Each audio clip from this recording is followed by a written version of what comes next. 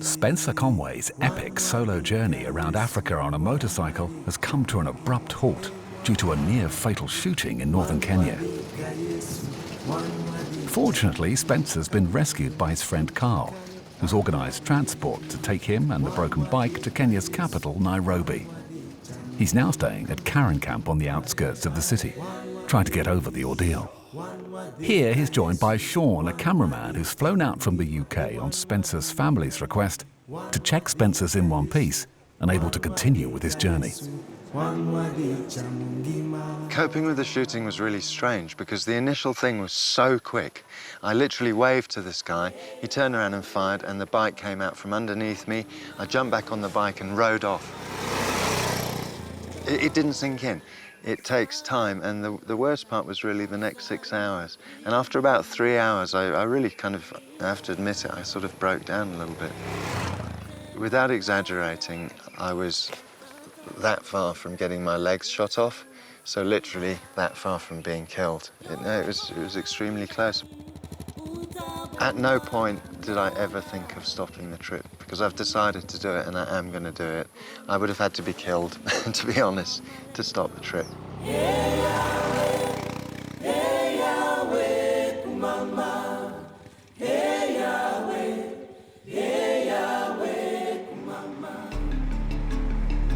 With the decision made to continue his trip, Spencer's bike has been repaired by Rick, a local mechanic. Rick's workshop reveals an extraordinary collection of beautifully restored old cars, which on occasion are hired out to film companies. But Rick's passion is definitely bikes. This is where the Japanese copied and made the Land Cruiser. My fascination with motorbikes started a long time ago, when my dad used to sort of repair motorbikes and look after motorbikes for the priests up country. He'd go to work, I'd jump on a motorbike, play with it, fall down, run it into a wall or a tin house. In the end, I had to learn how to fix it. Because if he did come home and saw that the bike was damaged or anything, I'd be in real problems. So that's where I got my practice. And ever since, I've always been tinkering with motorbikes. Cars I restore, I help the owner, John Rowe. He owns the place. This is a 1926 International SS motor truck.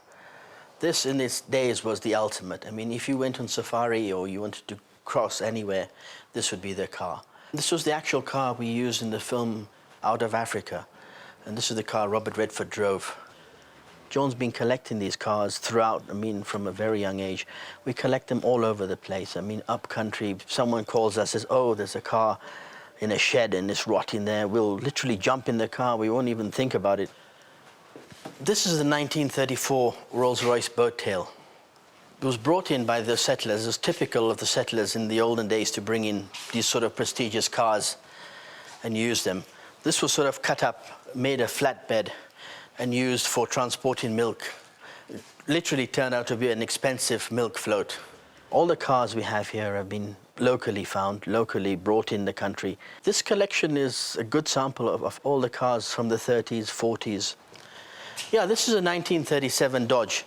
And this was used by the British sort of police. But this car, for its time, was quite good. I mean, in the 30s, this had hydraulic brakes, straight six-cylinder, like the old cars. You brought an old car, you brought in the bike as well. During the war, when the Allies came in, the Americans brought in Harleys, Indians. The Germans in Tanzania brought in all their BMWs. I've just restored one, an old R11. War sort of settled, bikes were left and dumped in farms and everything, and now they're being found slowly, but not many.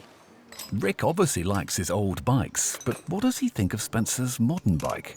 One thing for sure, it's not bulletproof. I like the Yamaha Tenere. It's very nice. Like I say, a lot of technology, very nice.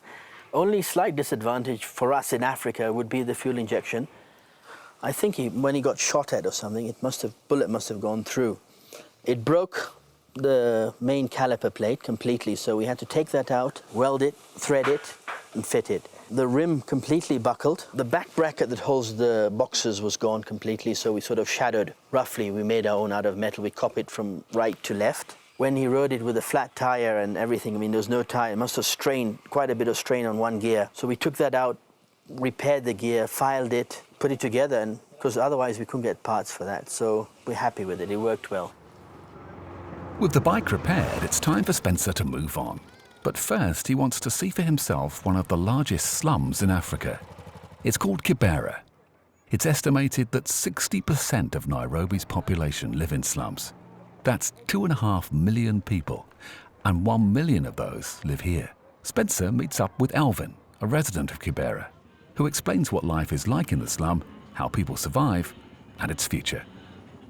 Though it's a slum area, many are not capable of getting their daily livelihood, providing for their siblings and so forth. Most of the people, and in fact in Kibera, do live in a hand-to-mouth situation, whereby they only depend on the money they get on that day. The situation in Kibera is rough. Most of the people I engage with are footballers. And these footballers are many in the village because many are jobless. So they turn out to play football. As they say, an empty mind is a devil workshop. We try to break that boredom so as to be something to keep us busy. The government has lagged behind.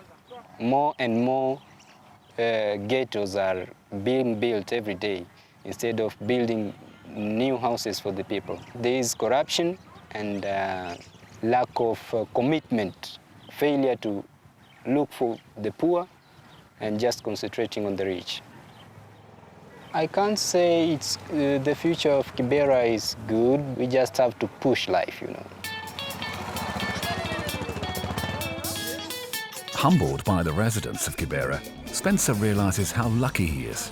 And the next morning he loads his bike and resumes his journey, heading out of Kenya and into Tanzania. Sean, staying on to do some more filming, joins up with seasoned African traveller Jim Wales, an Australian. With Spencer on the bike and Sean in Jim's 4x4, the three of them set off for Arusha near Kilimanjaro in Tanzania. The route from Nairobi to Arusha is straightforward and a good road. It's about 270 kilometres and is easily done in a day. The border crossing offers Spencer distance from the shooting incident, but is also a great opportunity to acquire some much-needed bling.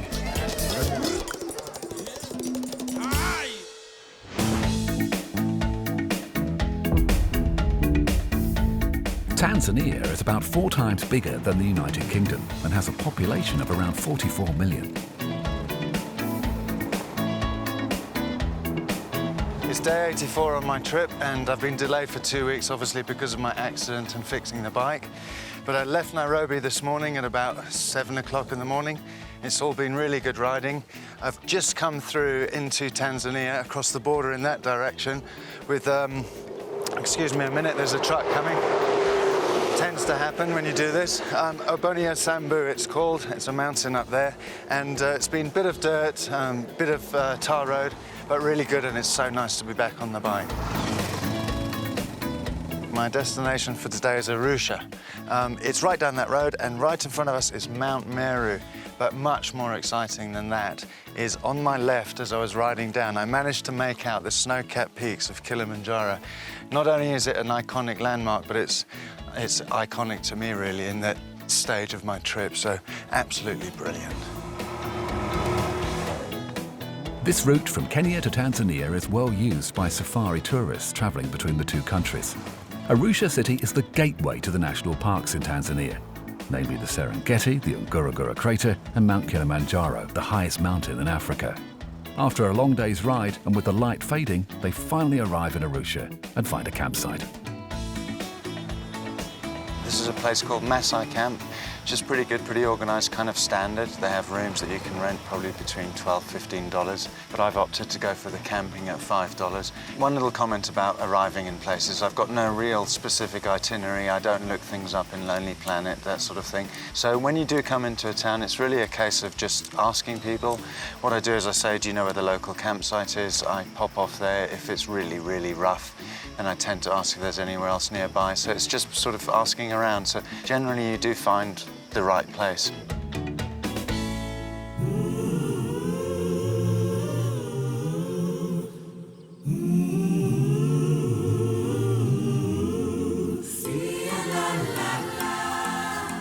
While Spencer, Sean and Jim are in Arusha, they decide not to miss the opportunity of visiting the spectacular Ngorongoro Crater. This will be a 2-day trip with an overnight at one of the permitted campsites on the crater's rim. It turns out that Jim used to be a safari guide, so he's confident he can sweet-talk his way past the restrictions and gain access for a private tour. Leaving the bike in Arusha, they set off in Jim's sturdy and reliable Land Cruiser.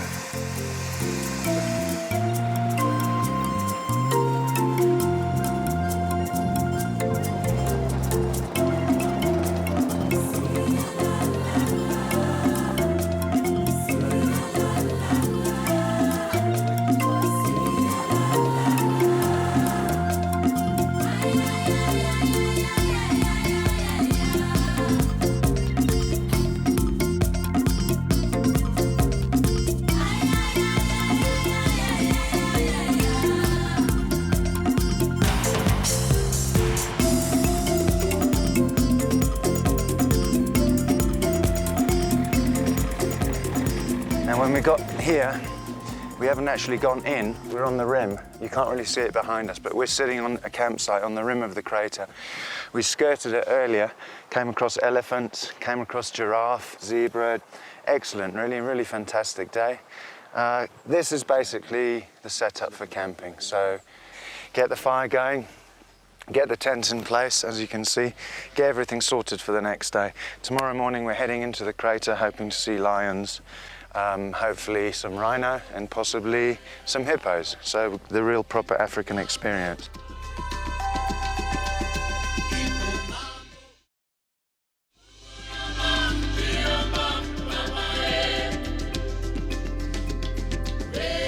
The next morning, they're up at sunrise. Jim manages to charm his way past the security, and they make the steep descent into the crater.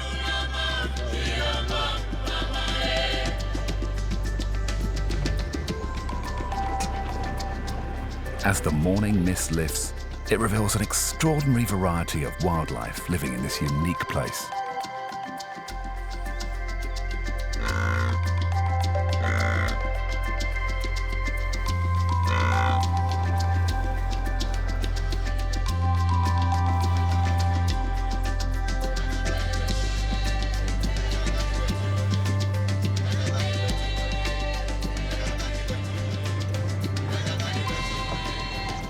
Left camp this morning at about 6:30 and we've headed down the rim of the Ngorongoro Crater and now we're in the basin of the crater.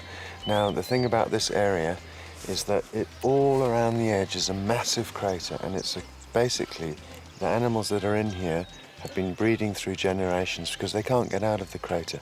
So they're born here, they live here and they die here and it's incredibly beautiful. It's a completely different ecosystem. We've seen Thompson gazelles, we've seen a hyena, we've seen foxes, we've seen ostriches, and that's about all I can remember at the moment because it's kind of overwhelming.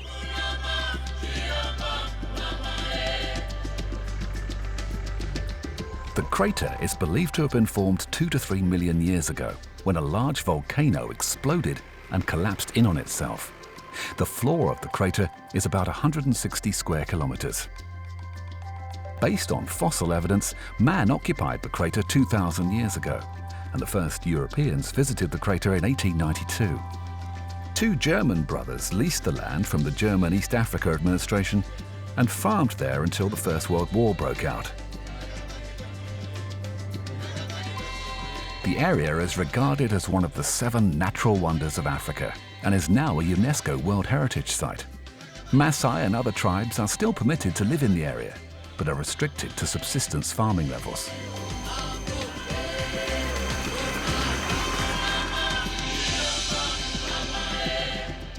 Their visit to the spectacular crater is over, and they head back to Arusha. In true Aussie style, Jim announces he's getting married tomorrow in Nairobi. So that night, he sets off for the long drive back. Sean has one more day left before he has to return to the UK. So he and Spencer decide to visit a Maasai tribesman who lives just outside Arusha, on a hilltop with a view over the savannah, the land his forefathers had lived on for thousands of years. My name is Paya. I am a Masai. and I live the Lenkijabe village. The Maasai, they are rich Maasai. You can meet a Maasai has 400,000 cattle, and they are selling few of them in order to get food, to get clothing, and for medical. The Maasai normally are not a farmer. Me, I have one wife and 5 children. And I'm a Christian. I start to be a Christian now. And the Christian, they said, you must have one wife. The other Maasai, they have 4 wives, till 10, till 20. It depends of you if you have a lot of cattle. The Maasai children going to town to find their work, they leave their parent with a cattle. For the Maasai, you can go anyway. But nowadays, the other tribe coming to the Maasai places and start buying a land. It's not good for the Maasai because they lose places for grazing cattle.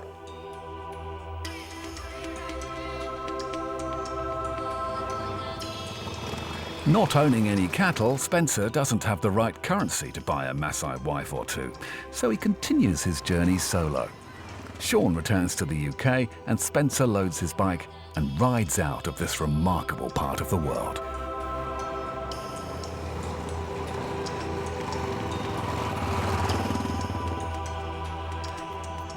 Okay, I'm finally on the road at last. I've just left Arusha and I'm heading towards the Malawi border. It's about 1,200 kilometers, but it's just brilliant to be on the road. Got the tires fixed. Unfortunately, I've got an off-road tire on the front, so it's wobbling a bit at 140, 150, but I'm trying to keep below that. It's incredibly hot as well. It's about probably 32, and it's 10 o'clock in the morning.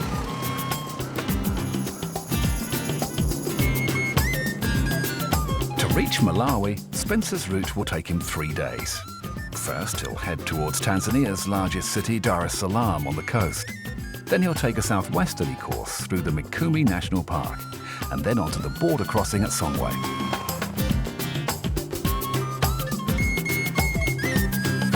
Just about 60 kilometers from a place called Chilinze. I've just stopped at the side of the road just to get a bit of a break because I came around the corner. I've been cruising at about 120, 130. It's going really well. That came around a corner and there was a truck on its side and just missed it. So I don't know if you can see how much I'm sweating. Anyway, it's hot. I reckon 35. Someone told me it's a really, really hectic road down to Dar es Salaam. Hey, people talk rubbish, eh? Just don't listen to anyone, just do it. Come out here and do this.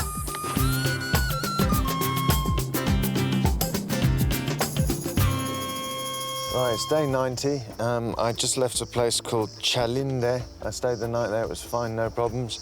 I'm entering the Mikumi National Park, so I'm about 600 kilometers from the Malawi border, so that's pretty good. Great thing about this is it's one of the few national parks where you can take your motorbike in. Elephants about 100 meters from the road. This is superb.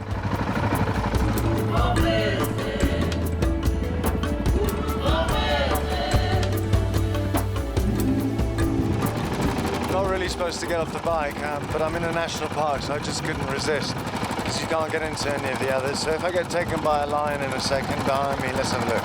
No, we're all right. Keeping the bike running so I can jump on if I have to.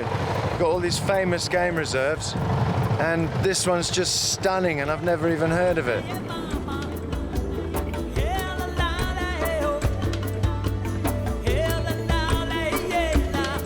Ever since I came into the Mikumi National Park, it's just the most beautiful. It's the biggest surprise so far on this trip, apart from the Great Rift Valley in Ethiopia. The only thing is, as usual, the bus drivers drive 120, 130 and almost push you off the road, but it's not affecting me at all. This is absolutely lovely. We've got long, sweeping bends. It's extremely green. The road is perfect. The bike's going well. I'm as fit as a fiddle.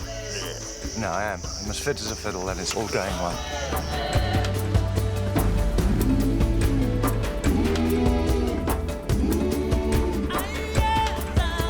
Right, it's the end of my day. It's about 4:15, I think, and I've just spotted a sign here for Riverside. What is it? Yeah, Riverside campsite. So I'm going to head down here. It's a dirt road, looks quite fun, so I'm going to put the helmet camera on and see what happens. The Riverside camping sign doesn't disappoint. Spencer pitches his tent by a river for his last night in Tanzania.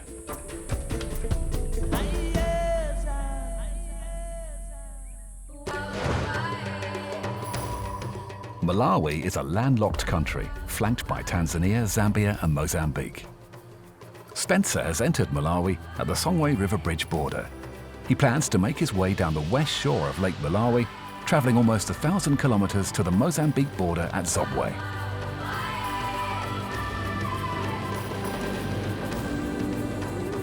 I'm in a place called Candy Beach. It's halfway down Malawi. There's a little town called Chincheche, and it's just about 25 kilometres out of there. It's an absolutely beautiful place. I've done a couple of these campsites. This one is mainly for overlanders. This place is extremely well set up. It's even got like berths, that's the word, for trucks. So they all pull in, they get out, they've got a covered area, they've got seating, all that sort of business. So yeah, very, very well organised, very plush. I'm camping, $5. Malawi's expensive, very expensive, but incredibly beautiful. You know what, just when you thought Africa couldn't get any more beautiful, God throws Malawi at you.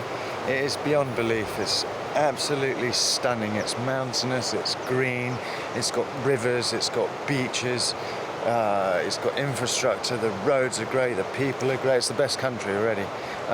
Ethiopia was my favourite, then Kenya, then Tanzania, now Malawi. I mean, things can't get better than this. The riding's amazing, absolutely amazing. Any bikers out there, take a holiday to Malawi. Don't have to do the whole of Africa and be mad like me. Just get out there and try it out. Ow! Ah! Bitten by something. So far, Spencer has managed to travel through 9 countries in 94 days.